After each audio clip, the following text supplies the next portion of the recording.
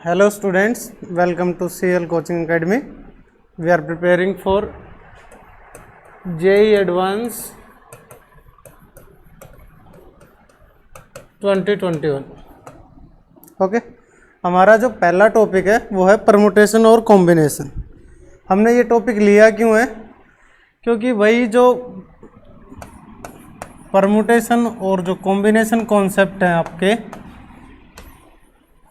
ये बिल्कुल basic concept हैं और ऑलमोस्ट हर year, every year, per year 1 question तो डायरेक्ट होता है और कम से कम 1 से ज़्यादा क्वेश्चन इनके इनडायरेक्ट आते हैं. किसमें? जेई एडवांस में. मेंस की तो बात छोड़ दीजिए, मेंस के तो आपके 3 पेपर हो चुके हैं. अब किसकी तैयारी चलेगी हमारी? जेई एडवांस की. जेई एडवांस में एक क्वेश्चन तो परमुटेशन, कॉम्बिनेशन और बाइनोमियल, इन तीनों में से एक क्वेश्चन तो वैसे आ जाता है. दूसरा क्वेश्चन कैसे आता है? दूसरे कॉन्सेप्ट के साथ मर्ज होके, जैसे प्रोबेबिलिटी के साथ आ गया यही कॉन्सेप्ट, तो कई बार तो 2 भी हो जाते हैं. और जेई एडवांस में किसी टॉपिक से 2 क्वेश्चन आ जाना अपने आप में बहुत इंपॉर्टेंट बात होती है. ठीक है भाई, तो चलिए हम अपना कॉन्सेप्ट स्टार्ट करते हैं, परमुटेशन एंड कॉम्बिनेशन. उसका जो फर्स्ट कॉन्सेप्ट है वो है हमारा principal of inclusion and exclusion. क्या होते हैं ये? एक तो होता है हमारा मल्टीप्लिकेशन रूल, एक होता है हमारा एडिशन रूल. मल्टीप्लिकेशन रूल किसको कहते हैं हम लोग? जब भी दुनिया में बहुत सारे काम एक साथ हो सकते हो तो सभी के एक साथ करने के चांसेस जितने होंगे वहाँ पे क्या लगेगा? हमारा मल्टीप्लिकेशन रूल. जैसे कोई ए जॉब है, उनको करने के m वेज हैं. कोई बी जॉब है, उसको करने के आपके पास n वेज हैं. तो कोई सी जॉब जिसका नाम होगा ए एंड बी बोथ, तो उसको क्या कह देंगे हम लोग? ये कितने तरीके से हो सकता है? m into n ways. This is called our multiplication law और प्रिंसिपल ऑफ इंक्लूजन. मतलब जहाँ पे 2 चीज़ें क्या होती हो? मर्ज होती हो. जैसे मान लीजिए आप 2 क्रिकेट प्लेयर को ले लीजिए. एक क्रिकेट प्लेयर जो है वो 5 तरीके से, 5 तरीके से शॉट लगा सकता है, क्रिकेट बैट को हिट कर सकता है 5 तरीके से. कोई दूसरा है वो मान लीजिए 10 तरीके से कर सकता है यही काम. तो अगर दोनों के काम निकालने हो एक साथ तो कितने तरीके होंगे? 50 वेज, 10 इंटू 5. और अगर एक डी जॉब का नाम दिया जाए, डी जॉब किसका नाम दिया जाए? अगर आइदर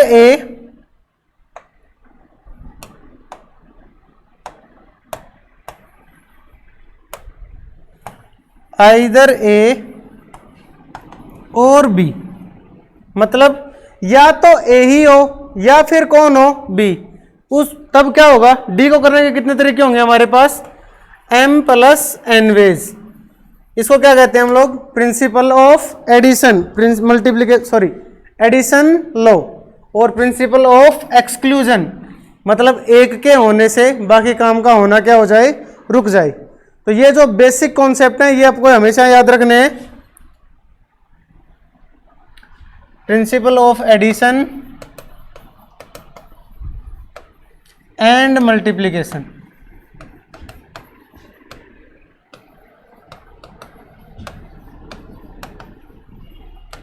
इसको याद रखेंगे इनटू से, इसको याद रखेंगे प्लस से.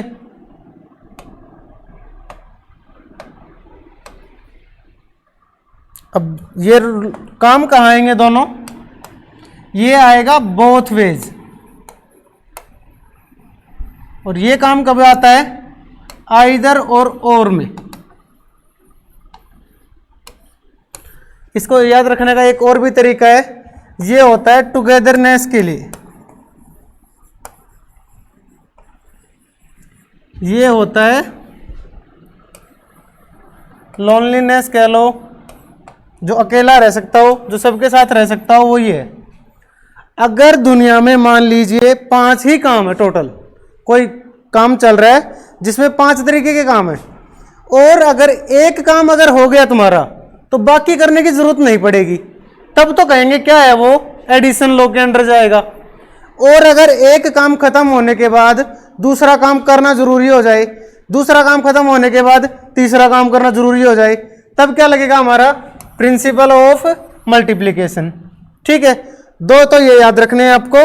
अब मैं आपको ज़्यादा डीप में इनका बता नहीं सकता, बस उतना जरूरी है जितना जेईई एडवांस के लिए हमारा क्वेश्चन करने के लिए कॉन्सेप्ट जरूरी है। अगला जो टॉपिक है हमारा वो है परमुटेशन। परमुटेशन क्या होती है,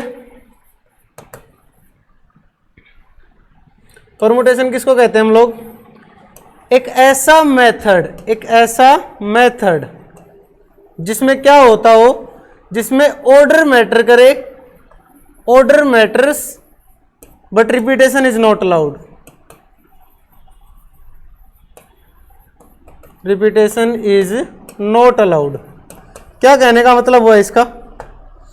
आपने सभी ने अपनी व्हीकल नंबर प्लेट देखी है, देखी होगी सभी ने। मान लीजिए मेरी जो कार है उसका नंबर ही है HR6635R48। इसमें चीजें अगर मैं आगे पीछे कर दूं तो क्या दूसरी नंबर प्लेट बन जाएगी दुनिया की? हाँ भाई, अगर HR की जगह तुमने RH लिख दिया तो भी ये अलग नंबर प्लेट कहलाएगी अब, है ना। इसको कहते हैं ऑर्डर मैटर करना, चीजों को आगे पीछे करने से फर्क पड़ता हो, लेकिन रिपीटेशन अलाउड नहीं है। जैसे इस केस में रिपीटेशन अलाउड है, नंबर प्लेट पे एक ही नंबर कितनी बार आ सकता है, 2 बार आ सकता है। अब जरा सोचिए, तुम्हारी क्लास में 10 बच्चे हैं और 10 डिफरेंट कलर की चेयर डली हुई हैं।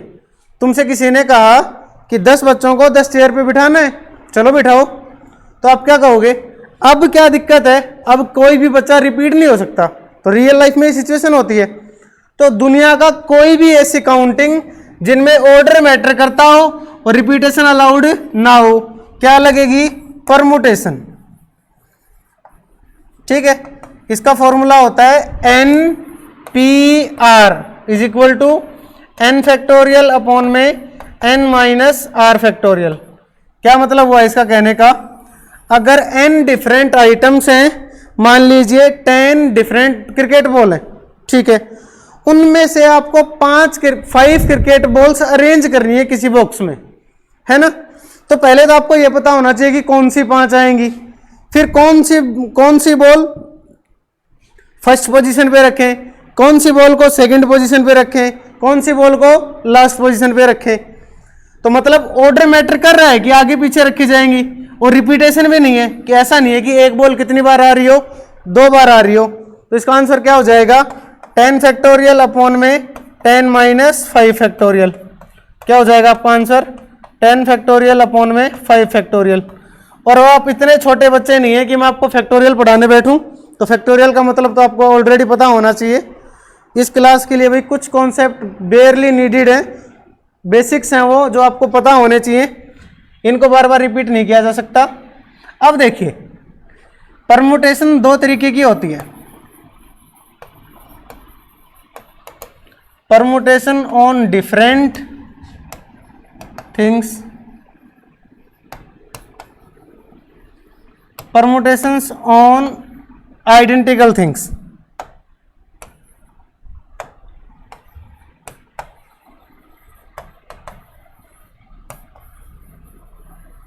फिर क्या आ जाता है?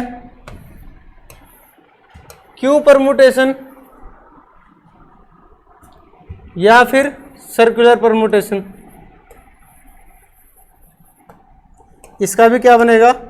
क्यू में या फिर सर्कल में। देखिए क्या कहना चाह रहा हूं मैं, तो छोटा कर लेते हैं इसको। परमुटेशन क्या होता क्या है? परमुटेशन अभी तक मैंने आपको मतलब बताया, दुनिया की ऐसा कोई भी सिचुएशन, कोई भी काम को गिनने का तरीका जिसमें काम के अगर कोई एलिमेंट्स आगे पीछे कर दिया जाए तो नया काम कहलाएगा। दूसरी बात, उसमें कोई ऐसी चीज नहीं होगी जो कितनी बार रिपीट करेगी? 2 बार रिपीट करेगी। तो आप क्या कह देंगे? सर आप जिन चीजों की बात कर रहे हैं ना, क्या वो सारी चीजें अलग अलग है, या उनमें से कुछ चीजें सेम है बाकी अलग है, या सारी सेम है और बाकी अलग है? उसके बाद क्या आएगा? सर जिन चीजों की आप बात कर रहे हो ना, उनको सीधी लाइन में रख के जचाना है या गोले में सर्कल में जचाना है, तो अलग आएगा। वही क्यू में और सर्कल में। ये 4 कॉन्सेप्ट हैं किसके? हमारे परमुटेशन के। तो देखिए इनको एक एक करके कैसे पढ़ेंगे। Permutation on different objects, permutation of different objects, क्या क्या पढ़ेंगे इनके बारे में बताइए। मेरे पास 10 ऑब्जेक्ट्स हैं, मेरे को इनमें से 4 ऑब्जेक्ट्स अरेंज करने हैं, मतलब 10 डिफरेंट हैं, 10 डिफरेंट ऑब्जेक्ट्स जिनमें से कितने अरेंज करने हैं 4। क्या आंसर कहलाएगा सीधा 10p4। इसका मतलब अगर n में से मेरे को r लेने पड़ जाए तो आंसर क्या आएगा npr। पहला तो ये है, ठीक है। दूसरा केस क्या है इसका, मेरे पास 10 ऑब्जेक्ट हैं, मेरे को चूज 6 एलिमेंट्स, 6 ऑब्जेक्ट्स जो है मेरे को क्या करने हैं, चूज करने हैं, उसमें से अरेंज करने हैं, सॉरी चूज नहीं करने, अरेंज करने हैं। लेकिन 2 एलिमेंट हमेशा आएंगे, 2 एलिमेंट्स ऑलवेज इंक्लूडेड। तो क्या सिचुएशन होगी बताइए। अब क्या कहेंगे आप कि सर 10 ऑब्जेक्ट थे, 6 अरेंज करने हैं तो 6 सीटें चाहिए, 6 लोगों को अरेंज करना है, 6 लोगों को बिठाना है, तो पर 2 लोग तो हमेशा आएंगे, है ना। इसका मतलब हमें एक्चुअली में कितने लोगों को छांटना है, 10 में से 4 लोग ही बचे, क्योंकि 2 तो हमेशा आएंगे। तो 8 में से कितने लोग आएंगे 4, 8c4, मतलब 8 में से 4 चूज करना। अभी परमुटेशन नहीं लगा रहे, अभी क्या लगा रहे हैं, कॉम्बिनेशन। ये कॉन्सेप्ट तो आगे आएगा, उसमें दोबारा बताएंगे, पर ये याद रखना 8c4, 2 तो पहले से हैं, 4 हमने इनमें से चूज कर लिए, बचे हुए 8 में से, टोटल 6 हो गए। और 6 लोगों को बिठाने के तरीके कितने होते हैं आगे, 6 फैक्टोरियल। ये आपका क्या हो जाएगा आंसर। तो कैसे याद रखेंगे, n डिफरेंट ऑब्जेक्ट्स जिनमें से r ऑब्जेक्ट चूज करने हो और जिनमें से p ऑब्जेक्ट हमेशा इंक्लूड होते हो। तो आंसर क्या आएगा n minus p c r minus p into r factorial. ये आपका आंसर होगा। अभी ये C का मतलब जरूर बताएंगे, वो अगला टॉपिक है, पर इसमें जरूरी है भाई, क्योंकि ये इसके साथ बिल्कुल कनेक्टेड टॉपिक है, ठीक है। अब देखिए जेई IIT तुम्हारे साथ क्या करेगा, वो किसी भी क्वेश्चन की क्या बढ़ाता है, डिग्री ऑफ डिफिकल्टी। क्या करेगा वो आपको इसी क्वेश्चन में, देखिए अब की बार कहेगा 10 डिफरेंट ऑब्जेक्ट ले लीजिए, आपको उनमें से कितने लेने हैं, 6 एलिमेंट्स लेने हैं। कहेगा उनमें से 2 हमेशा आएंगे, 2 ऑलवेज इंक्लूडेड, और कह रहा है कि ये जो 2 हमेशा आएंगे ये लोग हमेशा एक साथ बैठेंगे। ये लो भाई, इतना जब तक क्वेश्चन था ये तुम्हारा जेई मेन लेवल है, इसमें एक कंडीशन और लगाई, ये आपका जेई एडवांस लेवल हो गया। ये आया हुआ आपका 2013 में। सेम क्वेश्चन नहीं, डेटा चेंज हो सकता है, 10 की जगह 11 हो सकता है, लॉजिक बिल्कुल प्रिसाइज है इसका। सुनिए, अब इमेजिन कीजिए आप एक ऐसी जगह पे बैठे हैं जहां पे 10 आइटम रखे हैं आपके सामने। चलो मान लेते हैं, उनमें से आपको कितने आइटम अरेंज करने हैं, 6 एलिमेंट्स अरेंज करने हैं आपको। अब ठीक है भाई, मान लीजिए तो 10 आइटम थे, उनका नाम क्या क्या है, M1, M2, M3, M4, M5, M6, M7, M8, M9 and M10। चलो भाई मान लेते हैं, कह रहा है कि इनमें से कोई भी 6 अरेंज करो, पर कह रहा है कि कोई 2 तो हमेशा इंक्लूड रहेंगे। मान लीजिए जो 2 हमेशा इंक्लूड रहेंगे उनका नाम है M5 और M6, ठीक है भाई। तो इस क्वेश्चन के लिए हम क्या करेंगे, हमेशा जिनको एक साथ रखना है ना, उनको एक बैग लो, उन दोनों को उसमें डालो, उसके बाहर से चेन बंद कर दो उसकी। अब उस बैग को एक यूनिट मानना है तुम्हें।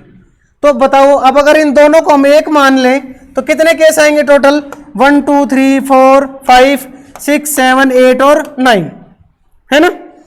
तो अगर इसमें कोई और कंडीशन नहीं दी हुई होती तो इसका आंसर क्या आता कि भाई 10 लोग हैं और 2 लोग एक साथ बैठेंगे, तो कितना केस आता है इसका, 9 फैक्टोरियल इंटू 2 फैक्टोरियल।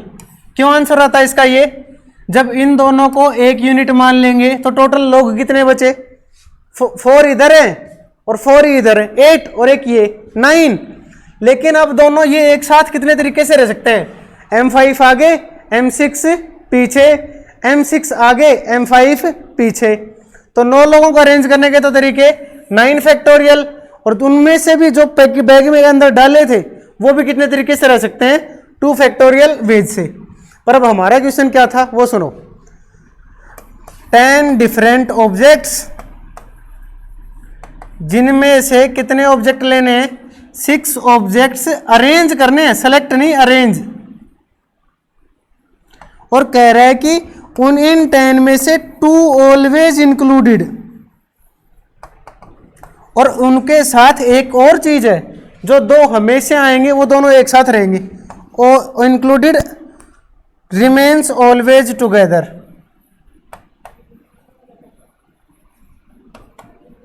तो अब आपको बिल्कुल प्रिसाइजली आइडिया हो गया होगा सिंपल से लॉजिक को किसी और में इन्फ्यूज करके कितना डिफिकल्ट बनाया जा सकता है ना। तो जेई एडवांस और जेई मेंस का सिलेबस अलग क्यों नहीं है, एक तो यही लॉजिक है। आपको जेई मेंस में प्रिसाइज इंडिविजुअल लॉजिक मिलेंगे, आप कर दीजिए सीधा सीधा, जिसकी भी कॉन्सेप्ट क्लियरेंस है कर लेगा वो। जेई एडवांस में क्या दिक्कत होती है, 4 टॉपिक हैं, चारों बिल्कुल अलग अलग हैं। प्रोबेबिलिटी आपने अलग पढ़ा है, ट्रिग्नोमेट्री आपने अलग पढ़ा है, दोनों को मर्ज करके देखिए जरा। ट्रिग्नोमेट्री को सोचिए in terms of probability, probability को सोचिए इन टर्म्स ऑफ ज्योमेट्री। अब आपको समझ आ जाएगा मैं कहाँ जाना चाह रहा हूँ, ठीक है। तो देखिए इस सिंपल सी बात को इन्होंने कितना कितना टेढ़ा किया हुआ है। अब बताइए 10 ऑब्जेक्ट में से 6 लोग लेने हैं, मेरे को 6 ऑब्जेक्ट सेलेक्ट करने हैं, 2 हमेशा आएंगे। तो 10 में से एक्चुअली में बचे कितने सिलेक्ट करने के लिए, 8 लोग बचे हैं। 8 में से सिलेक्ट कितने करने हैं अब मेरे को, 4। क्यों, क्योंकि 2 तो पहले आ चुके हैं, टोटल 6 ही लेने थे। तो क्या हो जाएगा, 8 में से कितने ले लो, 4। अब क्या, अब आप कौन से रास्ते तक पहुंच गए हैं, अब आपको यह पता लग गया है कि कौन से 6 लोगों को अरेंज करना है, ठीक है। अब 6 लोगों को अरेंज करने के तरीके कितने होते हैं, 6 फैक्टोरियल। लेकिन फिर क्या कह रहा है कि ये जो 2 भाई हमेशा आने वाले हैं ना, ये रहेंगे कि एक साथ।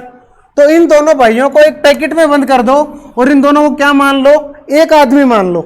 तब कितने लोग बच गए अरेंज करने के लिए, 6 लोगों में से 2 को तुमने एक साथ बांध दिया, तो कितने अलग अलग लोग बचे, 5 लोग बचेंगे अलग अलग। उनके क्या तरीके हो जाएंगे, 5 फैक्टोरियल।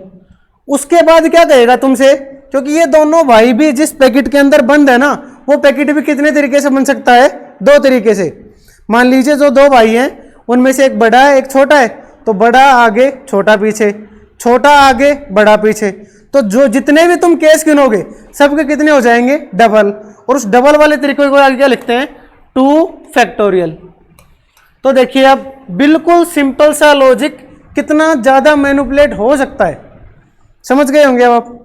अब जरा इसी क्वेश्चन को एक और टर्म देते हैं। 10 पीपल हैं,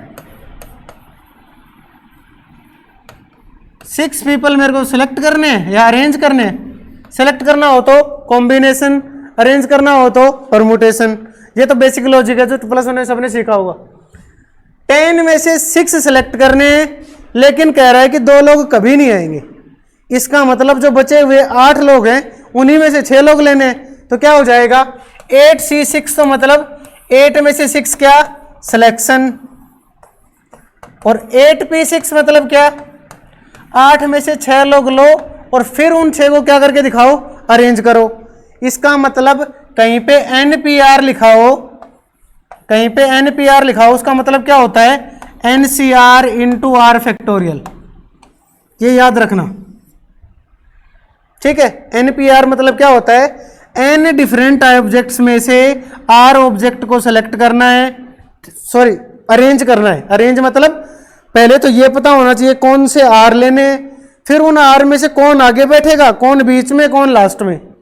कॉम्बिनेशन क्या कहता है, N डिफरेंट ऑब्जेक्ट्स हैं, उनमें से मेरे को बस ये बता दो कौन कौन से R लोग आएंगे, इतना पता लग गया। अब मेरे लिए दुनिया में ये मैटर ही नहीं करता आगे कौन बैठेगा, बीच में कौन बैठेगा, लास्ट में कौन बैठेगा, कोई फर्क नहीं पड़ता इस बात से कॉम्बिनेशन को, ठीक है। लेकिन अगर कॉम्बिनेशन को उसके R फैक्टोरियल से मल्टीप्लाई कर दिया जाए तो क्या बन जाती है, ये परमुटेशन। क्यों बन जाएगी, क्योंकि परमुटेशन की डेफिनेशन ही यही होती है कि पहले ये बता दो कौन कौन आएगा, फिर ये बता दो कहाँ कहाँ बैठेगा। यही तो मेरी क्या है परमुटेशन। कॉम्बिनेशन क्या है, सिर्फ इतना बता दो, क्या बता दो कि कौन कौन आएगा, कहाँ कहाँ बैठेगा, इस बात से मेरे को कोई मतलब नहीं है। ठीक है, आगे देखो।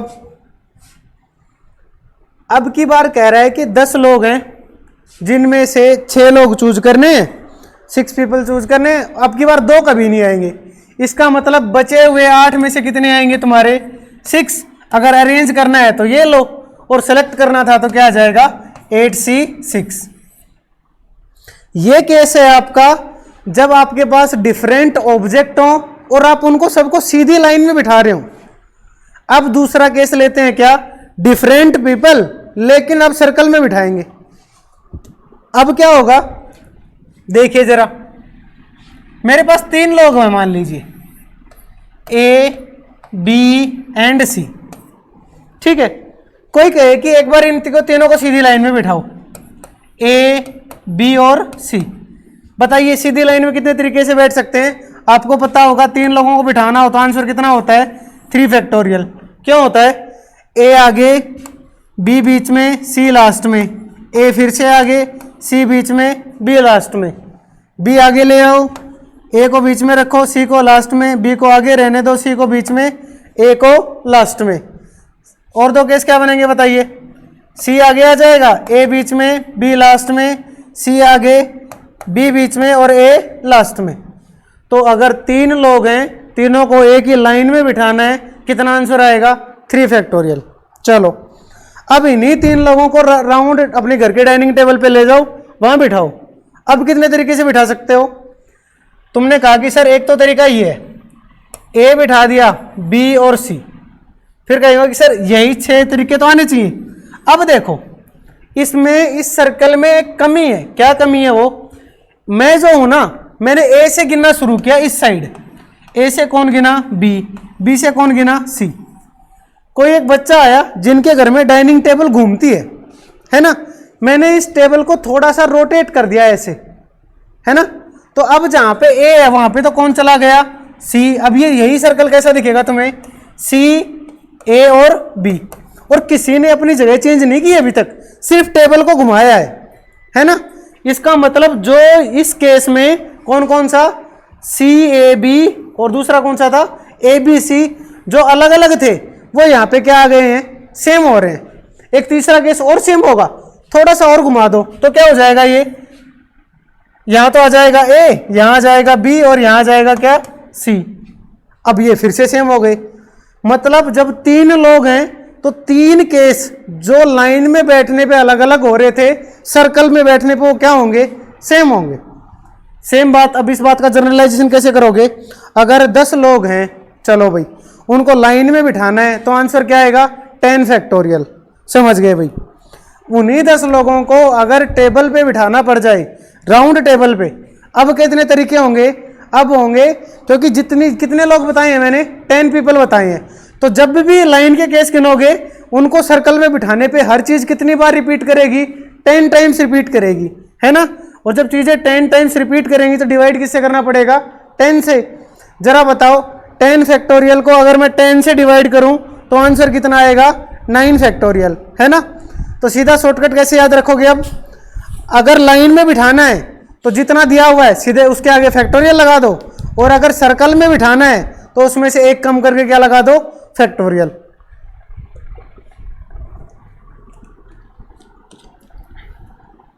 ठीक है भाई, देखो आगे। मैं कहूं आपसे क्या, n डिफरेंट ऑब्जेक्ट्स, आपको R जो है ना वो अरेंज करने हैं तो क्या हो जाएगा NPR। और अगर आपको वही R ऑब्जेक्ट क्या करने पड़ते, सेलेक्ट। अरेंज का क्या मतलब, पहले तो ये बताओ कौन कौन आएगा, फिर ये बताओ कहां कहां बैठेगा। सिलेक्शन का मतलब सिर्फ इतना बता दो कौन कौन आएगा, कहां बैठेगा इससे हमें कोई फर्क ही नहीं पड़ता। इसका आंसर क्या होता है NCR। लिखते कैसे हैं इसको, n फैक्टोरियल अपॉन में n माइनस आर फैक्टोरियल। इसको कैसे लिखते हैं, n फैक्टोरियल अपॉन में r factorial into n minus r factorial. तो इन दोनों को देख के लग ही गया होगा पता आपको, अगर मैं इस चीज को r फैक्टोरियल से मल्टीप्लाई कर दूं तो यही बन जाएगा ऊपर वाला, है ना। अब देखिए तीसरा, अब क्या है, n different objects, n different objects, ये कौन सी की परमुटेशन थी जो ये अभी बता रहे थे, ये है Q की, मतलब जब सीधी लाइन में बिठाने हो लोग। ये कब है, n डिफरेंट ऑब्जेक्ट्स इन सर्कल, कितना आएगा n माइनस 1 फैक्टोरियल। अगर n पीपल को एक लाइन में बिठाना है तो n फैक्टोरियल आंसर, और अगर उनको सर्कल में बिठाना पड़ जाए तो n माइनस 1 फैक्टोरियल। अब जरा क्वेश्चन सुनिए, 8 पीपल, उनमें से आपको 3 पीपल सेलेक्ट करने हैं और फिर उनको राउंड टेबल पे बिठाना है। इसका मतलब पहले तो ये बताओ इन 8 में से कौन से 3 आएंगे, तो क्या आंसर होगा बताइए, 8C3। अब 3 लोग टेबल पे बैठने के लिए हाजिर हैं। जब 3 लोग टेबल पे बैठेंगे तो तरीके कितने होंगे, 3 माइनस 1 2 इंटू 2 फैक्टोरियल। और दूसरा केस ले तो 20 पीपल हैं जिनमें से 5 पीपल लेने और उनको टेबल पे बिठाना है, बताइए कितने तरीके होंगे। फिर क्या करोगे आप लोग, 10 पीपल हैं जिनमें से 20 में से कितने लेने थे, 5, क्या आंसर होगा 20C5।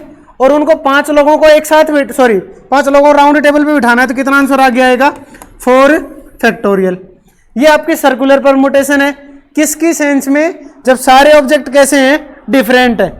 अभी और केस आएगा जब चीजें सेम होने से भी फर्क पड़ेगा, देखो बताएंगे। नेक्स्ट टॉपिक क्या है, अब सुनिए, राउंड टेबल की एक दिक्कत और है। क्या दिक्कत है वो, मैंने अभी आपको बताया था, एक राउंड टेबल में अगर 3 लोगों को बिठाएं और 3 लोगों को अगर एक लाइन पे बिठाएं, ऐसे A, B एंड C, इधर बिठाएं A, B और C, तो इसमें तो कितने केस बनेंगे। आप क्या कहते हो सर, 3 लोग बैठे हैं तो 3 में से 1 माइनस कर दो, कितना आंसर आएगा, 2 फैक्टोरियल। अगर सीधी लाइन में बैठे हैं तो जितने लोग हैं उसी के आगे फैक्टोरियल लगा दो। ये 3 फैक्टोरियल 6 बनाया था, अभी 6 केस आए थे, कौन कौन से बताए थे अभी आपको, कौन कौन से थे, ABC, ACB, BAC, BCA, CAB, CBA। इधर जो है वो वहां पे 2 ही केस थे, क्योंकि यहाँ पे ABC, BCA और CAB जो है वो तीनों एक ही केस है। और दूसरा केस क्या बनेगा, ACB, फिर CBA और फिर BAC, ये तीनों एक बनेंगे, है ना। ये सब चीजें, ये सारी बातें कब हैं, जब हम सर्कुलर परमुटेशन में इधर से गिनना और इधर से गिनना अलग अलग समझते हैं, है ना।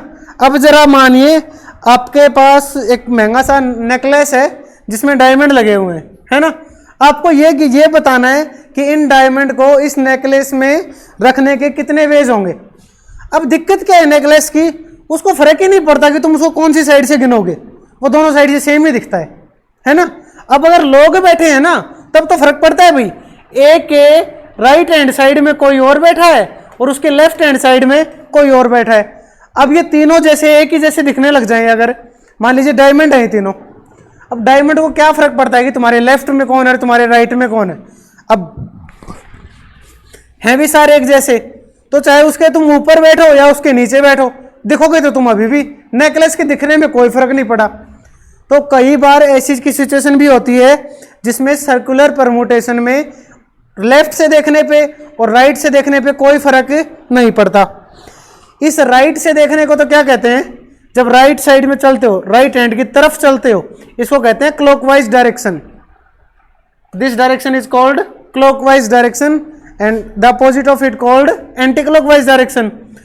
तो अगर किसी केस में तुम्हें ये लगे कि चीजें को सर्कल में तो बिठाना है लेकिन उनके लेफ्ट और राइट होने से फर्क नहीं पड़ रहा, तब क्या करोगे, जितने भी सर्कल में कितनी सर्कुलर में कितनी परमुटेशन आती है हमारी, n-1 फैक्टोरियल, उसके नीचे क्या लगा दोगे, 2 फैक्टोरियल या 2, क्योंकि 2 फैक्टोरियल कितना ही होता है, वैसे भी 2 ही होता है ना।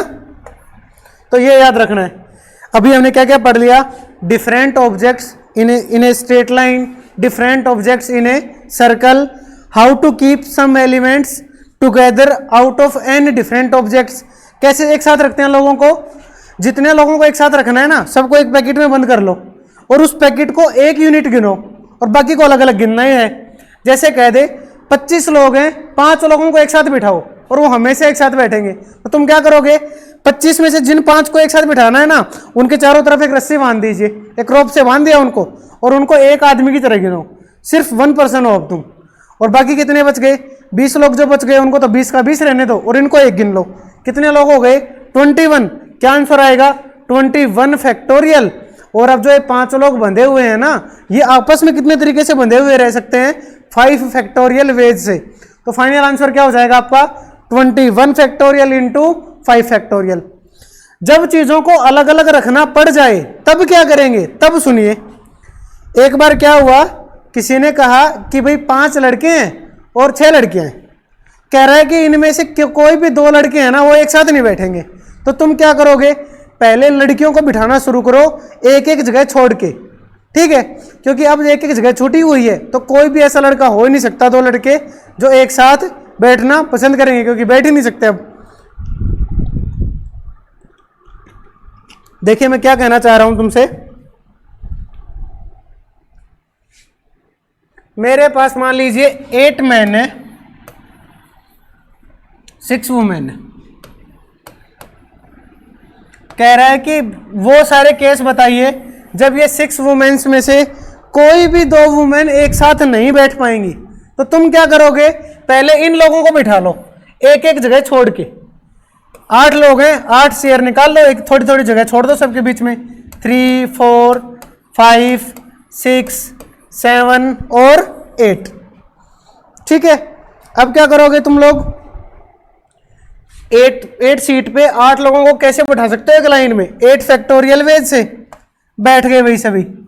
अब ये जो 6 वुमेन बच गई, ये कहाँ कहाँ बैठ सकती हैं, एक यहाँ बैठ सकती है, यहाँ भी 3, 4, 5, 6, 7, 8 और 9 है ना, यहाँ नहीं बैठेगी क्योंकि ये तरीका वही है।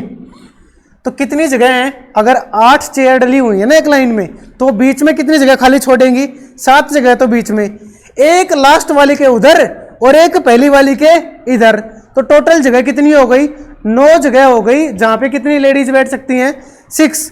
तो 9 जगह में से अगर 6 जगह फिल करनी हो तो आंसर क्या आएगा, 9p6। 9 में से 6 लोग कहां कहां बैठेंगे, तो आंसर क्या हो जाएगा इसका, 8 फैक्टोरियल इंटू 9p6 वेज। ये आपको याद रखना है। तो अगर मैं एक बार सब मर्ज करना चाहूं 4 टॉपिक को, तो क्या लिखूंगा, डिफरेंट आइटम है या सेम आइटम है। डिफरेंट है तो बैठे कैसे हैं, सीधे बैठना है भाई या गोलाई में बैठना है, गोले में सर्कल में बैठना है। दूसरा बच्चा है, उसने क्या कहा कि सर जो जिन लोगों की आप बात कर रहे हैं ना, उनमें से बहुत सारे तो एक जैसे दिख रहे हैं मेरे को, तब क्या होगा, और वो अगर एक जैसे दिख रहे हैं तो उनको लाइन में बिठाऊं तो अलग चीजें आएंगी, और उन्हीं को सर्कल में बिठाने लग जाऊं तो अलग चीजें आएंगी। फिर क्या कह रहा है, कोई बच्चा है कि सर ऐसा भी नहीं है, आप मैंने कह दिया कि मेरे पास 20 बच्चे हैं जिनमें से मेरे को 15 सेलेक्ट करने थे, उनमें से 15 में से सेलेक्ट क्या करूं, उनमें से 5 बच्चे तो करप्ट हैं, वो तो हमेशा आएंगे, और फिर उन 5 को हमेशा एक साथ बिठाना है, तो बताइए, है ना। तो ये जो इंडिविजुअल टॉपिक पढ़ रहे हो ना, इनमें से मोस्टली आते हैं जेईई मेंस में, और अगर मैं इन सबको सबमर्ज कर दूं एक दूसरे के अंदर, तो एक इसका टॉपिक बन जाता है जेईई एडवांस का, ठीक है। तो हमने इतना पढ़ लिया है, अब आगे देखिए। अगर मैं आपसे क्या कहूं कि 5 लाइनों में इन सबको एक जैसे मतलब बताइए, तो मैं क्या करूंगा, कोई भी क्वेश्चन पढ़ूंगा, उसमें यह देखना है पहले कि जिस चीज की बात हो रही है उसमें कोई चीज बार बार आ रही है या नहीं आ रही। एक चीज ये मैटर करती है। दूसरी क्या मैटर करती है किन चीज़ों को आगे पीछे से फर्क आगे पीछे करने से फर्क पड़ रहा है और किन चीज़ों को आगे पीछे करने से फर्क नहीं पड़ रहा, एक ये बात है। फिर तीसरी बात आगे क्या आएगी कि जिन लोगों को अरेंज करना है ना, सीधा सीधा बिठाना है, उनको सीधा बिठाऊं या गोले में बिठाऊं। अब देखिए डिफरेंट की तो बात हमने कर ली, अब किसकी बात होगी जब चीज़ें सेम होने लगे। मेरे पास 20 एलिमेंट्स हैं जिनमें से 7 एलिमेंट्स एक जैसे हैं, 6 एलिमेंट्स एक जैसे हैं और 5 एक जैसे हैं। कितने हो गए? 6, 5, 11, 2 और 2 एलिमेंट डिफरेंट है। तो आंसर क्या होगा इसका? कितनी परमुटेशन आएंगी मेरे पास? 20 फैक्टोरियल अपॉन में 7 factorial into 6 factorial into 5 factorial. जो चीज़ें भी रिपीट हो उनको नीचे लिख दो, सिंपल सा लॉजिक है। कोई कहे 100 चीज़ें हैं, 50 चीज़ें एक जैसी हैं, कितने तरीके होंगे भाई? 100 फैक्टोरियल ऊपर, 50 फैक्टोरियल नीचे, कोई और लॉजिक नहीं है इनका। ठीक है, ये बात बहुत ज़्यादा तरीके से समझनी है और याद रखनी है, क्योंकि कल जब हम IIT JEE एडवांस के क्वेश्चन करेंगे उनमें बार बार यही चीज़ें आएंगी। सर यहाँ पे मल्टीप्लिकेशन थ्योरम क्यों लग गई, यहाँ पे एडिशन रूल क्यों लग गया, यहाँ पे कॉम्बिनेशन क्यों लगा, यहाँ पे ये चीज़ें एक साथ क्यों आई, वहाँ पे एक चीज़ें एक साथ क्यों नहीं आएंगी। तो हर चीज़ का एक प्रिसाइज लॉजिक होता है और वो लॉजिक आपको सिर्फ कौन बताएगा? क्वेश्चन को पढ़ के सीखना है। जैसे मान लीजिए आपके व्हीकल नंबर प्लेट की बात हो रही है, जैसे मैंने थोड़ी देर पहले एग्जांपल दिया। अब व्हीकल नंबर प्लेट में क्या, हमें नहीं पता कि कॉम्बिनेशन परमुटेशन क्या लगेगा, पर जरा दिमाग पे जोर लगाइए। अगर आपके नंबर प्लेट का नंबर है HR से शुरू हो रहा है, मैं उसको RH कर दूं, क्या दुनिया की दूसरी नंबर प्लेट बन गई वो? हाँ भाई बनेगी ना। अब वो नंबर प्लेट सेम नहीं रह गई है। तो जिस क्वेश्चन में बारीक से पढ़ना, ये देखना एक चीज़ यहाँ रखी है, एक यहाँ रखी है, इनको ऐसे कर दो, क्या ये अलग हो गई है? अगर अलग हो गई है तो किसकी बात हो रही है? परमुटेशन। और अगर बात अलग नहीं हुई तो किसकी बात हो रही है? कॉम्बिनेशन। ठीक है, अब देखिए एक तो ये सेम का होगा। अब देखिए जैसे मान लीजिए कोई कह रहा है मेरे पास 20 ऑब्जेक्ट्स हैं, यही ले लीजिए, जैसे दोबारा यही सेम एग्जांपल ले लीजिए, कोई फर्क नहीं पड़ता। और कह रहा है कि सर ये बताइए जो ये दो डिफरेंट थे ना, इनको मैं एक साथ रखना चाहता हूं, है ना? तो इनको एक मान लो, अब इन दोनों को क्या मान लो? एक यूनिट। अब टोटल लोग कितने हो जाएंगे? 19 पीपल हो गए। तो 19 फैक्टोरियल ऊपर, नीचे 7 फैक्टोरियल, 6 फैक्टोरियल और 5 फैक्टोरियल। पर ये जो दो अलग अलग लोग हैं ना, ये आपस में भी कितने तरीके से रह सकते हैं? 2 तरीके से। तो आगे क्या हो जाएगा? 2 फैक्टोरियल से मल्टीप्लाई। अब मान लीजिए इन जो दो लोग, 2 भाई सेम है ना, ये जो ट्विंस ब्रदर है, ये जो 6 एलिमेंट्स थे, ये लोग एक साथ बैठने की चाह रहे हैं। अब जरा मेरे को बताओ, 2 जुड़वा भाई एक साथ बैठे हैं, उनको मैं स्विच कर दूं, आगे पीछे बिठा दूं, तो दुनिया को पता चलेगा कि वो स्विच हो गए? उनको कभी पता नहीं लग सकता, क्योंकि दोनों क्या है? बिल्कुल सेम है। तो अगर ये सेम वाले एक साथ बैठेंगे ना, तो आगे मल्टीप्लाई नहीं लगाना है। अगर कौन बैठेगा? डिफरेंट बैठेंगे तो आगे मल्टीप्लाई लगाएंगे। क्यों लगाएंगे? क्योंकि सेम को आगे पीछे करने से फर्क पड़ता ही नहीं है। तो जब फर्क ही नहीं पड़ता तो वो नंबर ऑफ केसेस बढ़ा कैसे सकता है? तो जब नंबर ऑफ केसेस बढ़ाएगा नहीं, और मल्टीप्लाई करने से होता क्या है? चीजें बढ़ती हैं। 1 से ज्यादा मल्टीप्लाई करने से क्या होता है? चीजें बढ़ती हैं। ठीक है, एक ये कॉन्सेप्ट है। अब आता है जैसे कोई कह दे तुमसे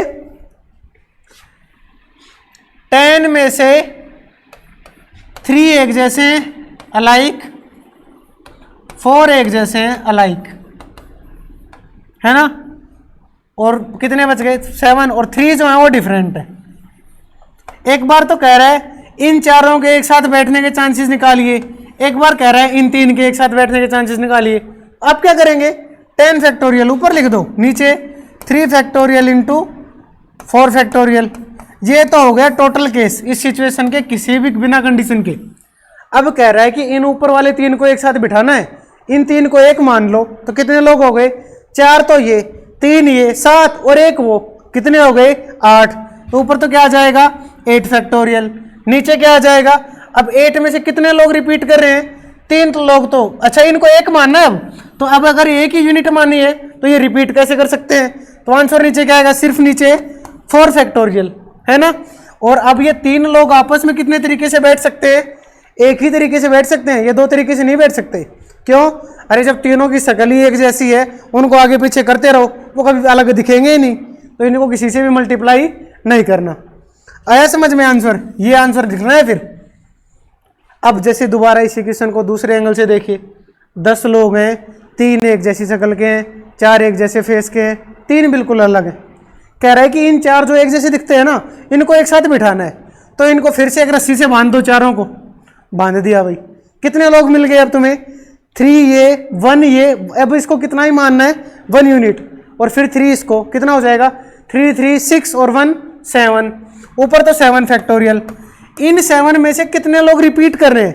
जब इस चीज को तुमने मानना ही ये एक है, तो ये रिपीट कर कैसे सकती है? अब तो मतलब ये रिपीटेशन में काउंट नहीं होगी, ऊपर वाली रिपीटेशन में काउंट होगी। इसका आंसर कितना आएगा? 7 फैक्टोरियल बाई 3 फैक्टोरियल। अब अगर ये 4 चीजें डिफरेंट होती ना, तब तो मैं आगे क्या लिखता? 4 फैक्टोरियल। क्यों? 4 अलग अलग चीजों को जिताने के कितने तरीके होते हैं? 4 फैक्टोरियल। लेकिन इनके सेम होने की वजह से इनको दुनिया में फर्क ही नहीं पता कि आगे बैठे पीछे बैठे, दुनिया को तो एक जैसे ही दिखते हैं, तो इसको मल्टीप्लाई करने की जरूरत नहीं है। ठीक है, अब जरा अलाइक ऑब्जेक्ट्स को सर्कल में रखिए तो क्या फर्क पड़ेगा वो देखते हैं। मान लीजिए आपको कोई ये कह दे, एक घर में 3 सिबलिंग्स हैं, 2 का नाम है ए और एक का नाम है बी। 2 का नाम है ए और एक का नाम है बी। अगर इनको लाइन में बिठाना होता तो हम क्या करते? कितने हैं भाई टोटल? 3 हैं, 3 फैक्टोरियल। डिफरेंट होते तो यही आंसर। अब क्योंकि ए 2 बार रिपीट हो रहा है, नीचे 2 फैक्टोरियल रख दिया, ये आंसर। इधर आके देखा, सर्कल का आंसर कितना होता है? 3 - 1 2 फैक्टोरियल। ये कब होता? जब चीजें क्या होंगी? सारी अलग अलग। अब इसमें क्या दिक्कत है? इन दोनों भाइयों का फेस एक जैसा है, इस दुनिया में फर्क ही नहीं पड़ता कौन आगे बैठा है कौन पीछे बैठा है। ये अगर यहाँ पे बैठा होता और ये अगर यहाँ पे बैठा होता, पेरेंट्स देखने वालों के लिए तो कुछ अलग ही नहीं है अभी भी, तो इसको भी किससे डिवाइड कर देंगे? नीचे 2 फैक्टोरियल से। तो 4 जो बेसिक कॉन्सेप्ट हैं, उनसे पहले principal of inclusion and exclusion, कब चीज़ों में मल्टीप्लाई कब चीज़ों में एडिशन, बेसिक कॉन्सेप्ट है पर हर चीज़ में मर्ज होगा। प्रोबेबिलिटी में, ट्रिग्नोमेट्री में, ज्योमेट्री में। एडिशन तो आपको पता होना चाहिए। एक बार याद रखना, कोई बहुत बड़ा इंसान था, वो चेस खेल रहा था। उसको अब ये नहीं पता कि अगली चाल जो चलनी है, अगला जो मूव बनाना है, वो जो सामने वाला है वो कितने तरीके से बना सकता है। अगर तुम्हें ये 2 बेसिक चीज समझ आती है ना, तुम अगले के बारे में इतना तो बता सकते हो कि इसके पास 70,000 या 60,000 या 5 या 10 कितने नंबर ऑफ वेज है जिनसे ये अगला मूव चल सकता है। ठीक है, तो चलिए अब बात आती है डिवीजन और distribution. Division and distribution. Division और डिस्ट्रीब्यूशन क्या है मेरा? एक पेरेंट्स की प्रॉपर्टी को डिवाइड करना है, ये हो गया डिवीजन। और उस डिवीजन को करने के बाद उनके बच्चों में उनको अलग अलग बांटना है, ये हो गया चीजों का डिस्ट्रीब्यूशन। अब तो फिर वही बात आएगी, सर जिस प्रॉपर्टी के जिन चीजों का हम डिवीजन कर रहे हैं वो अलग अलग हैं या सेम है, पहली बात। दूसरी बात, अगर डिस्ट्रीब्यूशन का नाम नहीं सुना है तो फिर ये चीज मैटर ही नहीं करती कि पहला किसको देंगे दूसरा किसको देंगे, क्योंकि अब तो डिवाइड करके अलग अलग टुकड़ों में रख रहे हैं ना। मान लीजिए एक आपकी ट्रे है जिसमें 20 पीसीज ऑफ लड्डू रखे, या और कोई स्वीट डिश मान लीजिए, उनको तुम्हें 5 अलग अलग प्लेट में रखना है। अब ये कभी फर्क नहीं पड़ेगा कि पहले नंबर की प्लेट कौन सी है, क्योंकि 5 प्लेट तो वहीं रखी हुई हैं। ये जरूर फर्क पड़ेगा कि किस प्लेट में कितने आइटम आए। मान लीजिए जो तुम्हारे पास 20 लड्डू थे जो बड़ी प्लेट में थे, उनमें से आपने क्या किया, 4 लड्डू उठाए एक प्लेट में रख दिए, 3 उठाए दूसरे में रख दिए, कितने हो गए 7। फिर 2 उठाए, कितने रख दिए तीसरी में, कितने लड्डू हो गए 9। उससे अगली में 5 और उससे अगली में 6। तो 20 पीसेस को तुमने कैसे डिस्ट्रीब्यूट कर दिया, 2 3 4 5 और 6। एक बड़ी प्लेट में जहाँ पे 20 आइटम रखे थे, आपने उनको कितनी जगह रख दिया अलग अलग, 5000 रख दिया। अब एक कॉन्सेप्ट आता है, जरा ध्यान से सुनना, क्या ये 20 डिफरेंट है? पहली बात तो ये। दूसरी बात क्या, ये जिन प्लेट में रखे गए हैं ना, क्या ये सारी की सारी प्लेटों में नंबर ऑफ लड्डू जो है वो डिफरेंट है या सेम है? देखिए किन्हीं भी दो प्लेट में नंबर ऑफ लड्डू सेम नहीं मिलेंगे। एक तो ये बात है। दूसरा, ये सिचुएशन ऐसे हो सकती थी, यहां पे मैं क्या लिख दूं,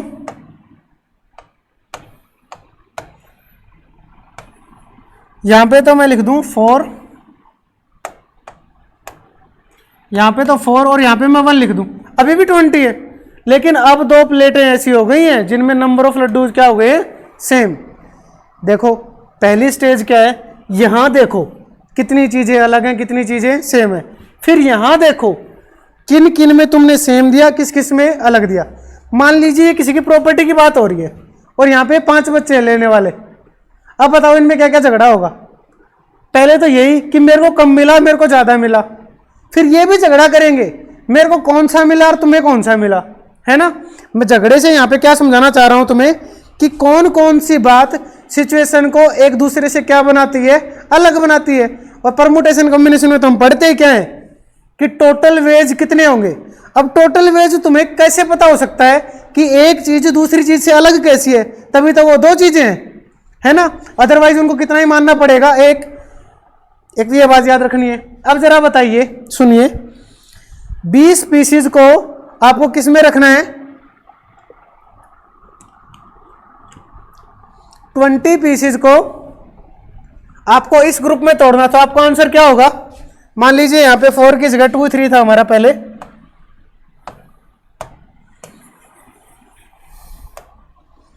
यहां पे 2 और यहां पे 1 नहीं था, 4 था यहां पे।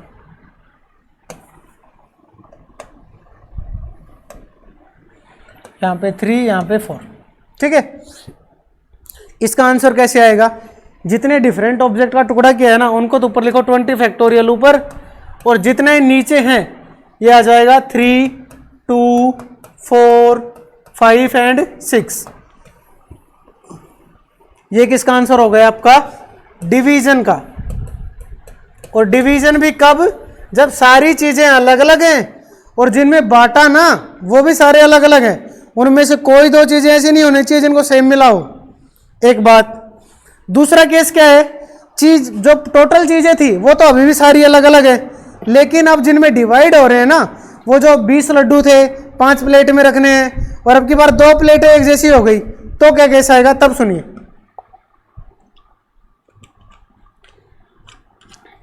देखिए आपके पास एक बड़ी ट्रे है जिसमें 20 पीसेस ऑफ लड्डू रखे हैं। आपने क्या किया, 5 प्लेटों में इनको रख दिया। कैसे रखा, एक प्लेट में 3, दूसरी में भी 3, तीसरी में 2, नेक्स्ट में भी 2, कितने हो गए, 6 और 4 10, और जो 5th प्लेट है उसमें 10 पीसेस रख दिए। अब कह रहा है बताओ इसके टोटल वेज कितने होंगे। तो तुम क्या कहोगे, सर जो जहां से बात शुरू हुई ना, पहले तो वो सारे डिफरेंट थे या सेम थे, ये बताओ। डिफरेंट है तो आपके ऊपर तो क्या ही आएगा, 20 फैक्टोरियल। नीचे क्या आएगा, ये जो भाई साहब जितने हैं ना सभी को लिख दो एक बार। क्या क्या, 3 फैक्टोरियल, 3 फैक्टोरियल, 2 फैक्टोरियल, 2 फैक्टोरियल और 10 फैक्टोरियल। अब इसको नीचे भी और किससे डिवाइड करेंगे, ये बताइए। ये चीज कितनी बार रिपीट हो रही है, 2 बार, तो नीचे 2 फैक्टोरियल। 2 भी कितनी बार रिपीट हो रहा है, 2 टाइम्स, तो 2 फैक्टोरियल। और इस पूरी फ्रैक्शन के नीचे, एक सेकंड रुकिए भाई जरा, ठीक है। इस पूरी फ्रैक्शन के नीचे क्या लिख लीजिए,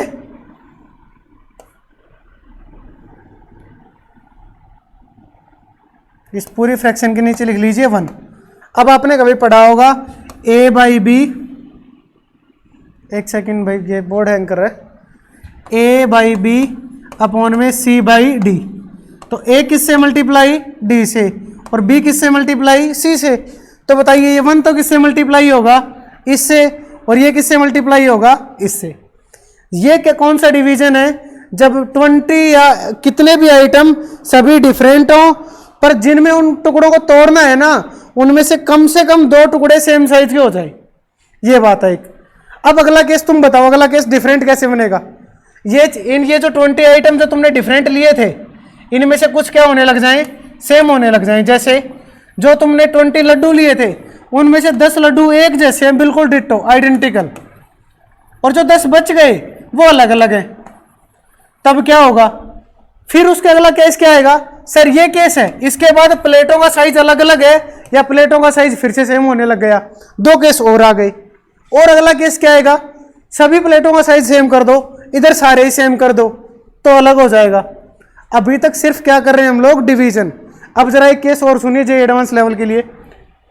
चीजों को टुकड़ों में तोड़ा, जेई मेंस इतना ही पूछता है। अब क्या कहेगा ये, इन प्लेटों को खाने के लिए 10 लोग बैठे हैं, 10 डिफरेंट पीपल, बताओ कितने तरीके से खा सकते हैं। आ जाओ भाई। तो जब 2 कॉन्सेप्ट को मर्ज कर दिया जाएगा ना, आपके लिए वो वही इतना डिग्री ऑफ डिफिकल्टी बढ़ जाता है। अब सोचिए, इमेजिन कीजिए आपके घर में 5 प्लेटें रखी हैं, टेबल के चारों तरफ 10 लोग खड़े हैं, कौन कितने कितने तरीके से खा सकता है। इमेजिन करते हैं 10 लोगों का नाम है, ए से लेके जहाँ तक अल्फाबेट 10 तक खत्म होंगे वहाँ तक मान लीजिए, जे या के तक होता है शायद, ठीक है, मैटर नहीं करता है कि कितने तक होगा। मान लीजिए डी ने पहले लड्डू उठाना शुरू किया, तो डी क्या चूज करेगा, पहले लड्डू चूज करेगा या प्लेट चूज करेगा। उसको पहले प्लेट चूज करनी पड़ेगी, कौन सी प्लेट में से उठाऊं। प्लेट चूज कर ली, उसके बाद लड्डू कौन सा उठाऊं। अब दिक्कत क्या है इस बात में, क्या पता दोनों प्लेट का साइज सेम है, और ये जो 3-3 लड्डू रखे हैं ना, ये बिल्कुल 6 के 6 सेम है, तो अब उसके लिए मैटर ही नहीं करता इस प्लेट में से उठाएं या इस प्लेट में से उठाएं। तो आप समझ रहे होंगे कि मैं आपको सारे तरीके नहीं सिखा सकता। ये तरीके सिर्फ कौन सिखा सकता है, कोई पर्टिकुलर क्वेश्चन, उसमें कितनी चीज़ें कैसी दी हुई हैं। हाँ, आपको लॉजिक बता दिए सारे। क्या लॉजिक, चीज़ें जब सेम होंगी तो क्या होगा, चीज़ें जब डिफरेंट होंगी तो क्या होगा, मल्टीप्लिकेशन रूल कब लगेगा, एडिशन कब लगेगा, सीधी लाइन कब बनेगी, सर्कल कब बनेगा, डिवीजन कब बनेगा, डिस्ट्रीब्यूशन कब बनेगा।